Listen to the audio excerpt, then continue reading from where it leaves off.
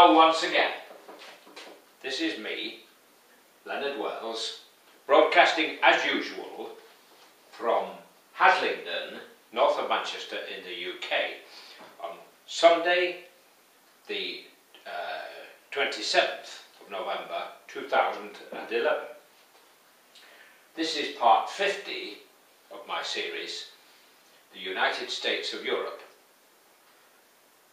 And I'm just adding now a few countries that I would like to see join the EU and become part of what I hope and dream will become the United States of Europe and give us 2,000 years of peace instead of what we have had, which is 2,000 years of killing each other throughout Europe in war after war after war.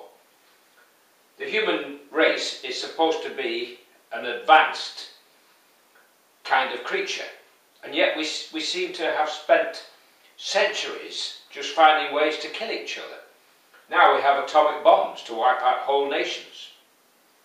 Well, today we're going to look at the Ukraine, which is, after European Russia, the second largest country in Europe. Not as large as Turkey, because of course Turkey technically is not all in Europe. Some of it is in Europe, but most of it is in what's technically called Asia. But these are all intellectual arguments. The Ukraine is huge, and it's a kind of breadbasket, if you like, for Europe, because it has vast plains, capital Kiev, vast plains on which they grow grains and things, you know, wheat and stuff, flour and whatever. And of course, being next to Russia and standing between Germany and Russia, the Ukraine, good position as it has on the Baltic, on the Black Sea, so it can be connected by sea to the rest of the world. It's always had problems because of its situation next to Russia. And of course it was invaded by the Mongols. It was divided up between Poland at one time, Bulgaria, the Turks, the Russians, and of course then the Germans. All this has caused all kinds of complications. And although during the Second World War, of course, it was invaded by Nazi Germany, and it had had such a hard time under the Russians that when the Germans arrived, at least in the western parts of the Ukraine, the Ukrainians welcomed them with open arms. They thought they'd come to rescue them from the dreadful Russians, as they thought. This was not to be the case, of course, and 5 million Ukrainians died as a result of that war, and hundreds of thousands of Ukrainian Jews were massacred by the Nazis, as they did in other countries. And of course, the strange part is, in the First World War, many Ukrainians fought with the Russians, and many Ukrainians, quite a number, but not as many, fought with the Austro-Hungarians and the Germans. Rather odd kind of situation. Today, of course, they speak Ukrainian. It's a Cyrillic alphabet type language.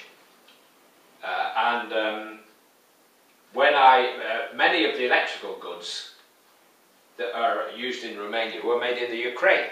And when I stay in my hotel in the northern part of Romania, as I've done quite a number of times, 2 or 3 times now, I borrow a Ukrainian-built hairdryer, and the Cyrillic alphabet on the box. Well, I'm digressing a little bit, but there were hopes, after the Soviet Union collapsed, there were hopes that the Ukraine would look west. But the Russians don't like to let go of places that they've been. The Ukraine relies upon Russia for gas, so that the Russians can use a kind of blackmail. And they have turned off the gas tap several times. one set of pipeline that goes through to the rest of Europe. So it's not really healthy to be too close to Russia, because it's not a democratic country in any way, shape or form. Ukraine is a Christian country. It was never conquered by the Ottoman Empire, at least only maybe small parts of it were, but problems arose after the First and the Second World Wars in this area because between Hitler and Stalin, parts of Romania were given to the Soviet Union. And then part became separated as a separate socialist state. Moldova became separated, and it's still separate now, although most of them speak Romanian, and it's causing all kinds of complications. All our problems stem from our past. Every city in Europe has a statue with either a guy on a horse with a sword, commemorating some great battle, or a soldier with a tin helmet and a rifle and a bayonet. And we've got to get rid of that and stop looking back. And it's very difficult. I mean, the guys in Downing Street must come in and they must immediately put on the sort of mantle of history and think about the British Empire and all that. Well, it's all gone. It doesn't exist anymore. And we've got to stop thinking about this business of punching above our weight. We're a tiny country. And if, as the tourists say, we don't want to be really part of Europe, then let's just get out and go back to being a minuscule island, because that's all we will be outside of Europe. Take my word for it. Of late, Europe has been uppermost in our minds because of the problems in the Eurozone. And this is largely because we haven't taken the obvious step. We've got a parliament, and we've got MEPs, paying them a fortune, nearly £200,000 a year to these MEPs, to go to the European Parliament. But we're not yet a United States of Europe, as we have a United States of America. If we were a United States of Europe, and all these countries, these additional countries, which I've talked about, entered, we would be without any doubt the most powerful force on the planet, even more powerful economically than America and China combined. Already, the 27 countries have a GDP almost equal to the United States and China. So we need to be afraid of the growth of China, because if we can get these countries to come in, it will need work, it will need courage, it will need devotion, it will need vision. And this is what we're currently lacking. We all tend to see our own little perspectives instead of having a bigger perspective. Imagine that we are a United States of Europe and we have a capital somewhere. Maybe we could have it floating as we do the European Parliament, which goes sometimes to Strasbourg at great expense and mostly stays in Brussels, but moves once a month for a few days to Strasbourg at the insistence of the French. Well, supposing, say, for 5 years we had the capital in London, and then maybe in Berlin, and then maybe in Madrid, Rome. That way we could stop this feeling of, oh, we don't want to be ruled by Brussels, which is, of course, what the Eurosceptics, skeptics, like to talk about. The short-term outlook people, the Tories, they smashed our railways for short-term gain, made us rely upon the motor car now, so it takes an hour and a half to get out of most of our cities because everybody travels by car. They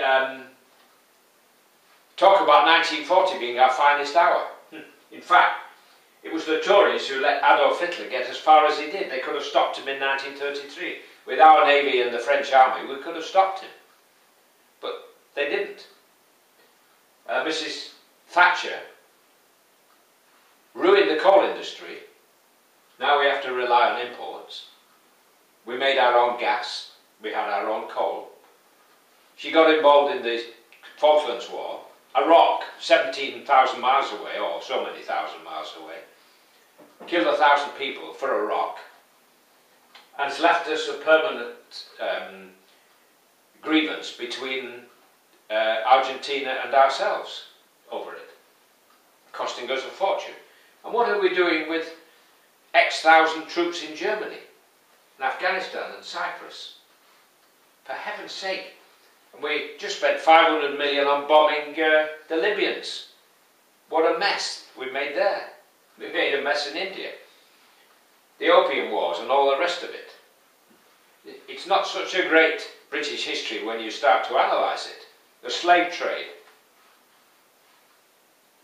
When we go back to the time of Queen Elizabeth I, we were a nation of pirates.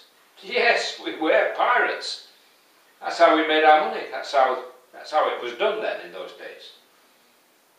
And the City of London, in a way, we've carried on being pirates, because most of these offshore funds are linked with London and the financial markets. We're brilliant with money. Why, if we got into the euro, our expertise would have helped them to see that we needed a United States of Europe. Well, I'm hoping that the Ukraine will eventually come in, but it's still caught in the entrails of the Soviet Union, and it's very difficult. But there is always hope.